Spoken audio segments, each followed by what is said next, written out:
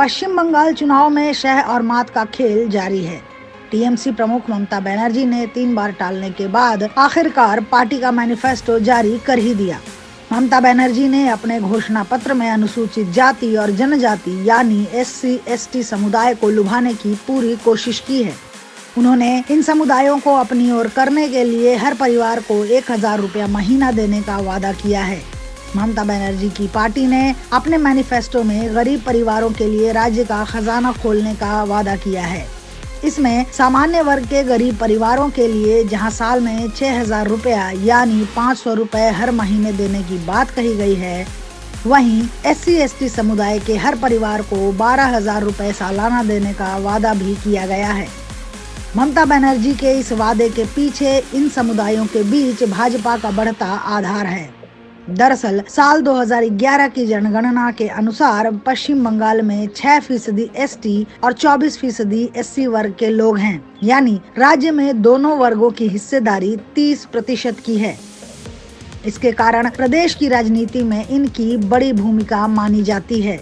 लेकिन इन वर्गों के लिए सुरक्षित सीटों के आंकड़ों पर नजर डालें तो भारतीय जनता पार्टी का पलड़ा भारी नजर आ रहा है।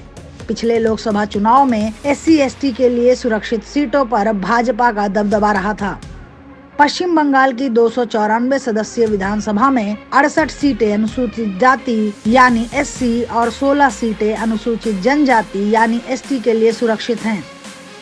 लोकसभा चुनाव के आंकड़ों को अगर विधानसभा सेगमेंट के आधार पर देखें तो ममता बनर्जी के डर के कारण का पता चल जाएगा।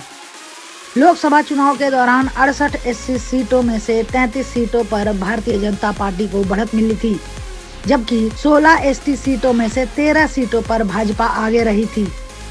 यानी कि 84 विधानसभा सीटों में से 46 सीटों पर भारतीय जनता पार्टी को बढ़त मिली थी, जो ममता बनर्जी की परेशानी का सबब है।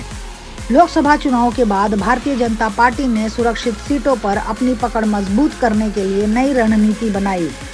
अमित शाह ने इन क्षेत्रों का कई बार दौरा किया और अपनी पूरी टीम को यहां पर लगा दिया है। ये तो केवल सुरक्षित सीटों के आंकड़े हैं, लेकिन दूसरी सीटों पर भी भाजपा को इस समुदाय का अच्छा खासा समर्थन मिला है। अब ममता बनर्जी को यह लगने लगा है कि अगर SC/ST समुदाय को अपनी तरफ लाना है तो इसके लिए बड़े वादे करने होंगे। इसलिए उन्होंने एक तरफ तो इस समुदाय के हर परिवार को 1000 रुपया महीना देने का वादा किया है, तो दूसरी ओर कुछ और समुदाय को इस वर्ग में लाने की बात भी कही है। लेकिन भाजपा भी इन दोनों समुदायों का समर्थन पाने के लिए पूरा जोर लगा रही है और ममता बनर्जी के वादों का तोड़ निकालने में लगी हुई है। अगर आपको हमारा वीडियो पसंद आया हो तो इसे लाइक करें, इस चैनल को सब्सक्राइब करें और हाँ, बेल आइकन भी दबाएं ताकि आप तक हमारे वीडियो की नोटिफिकेशन पहुंचते रहें। हमसे जुड़े रहने के लिए अपने सुझाव हमें कमेंट बॉक्स में देते रहें। हमें आपके सुझाव का इंतजार रहेगा। हमारे साथ जुड़ने के लिए धन्यवाद।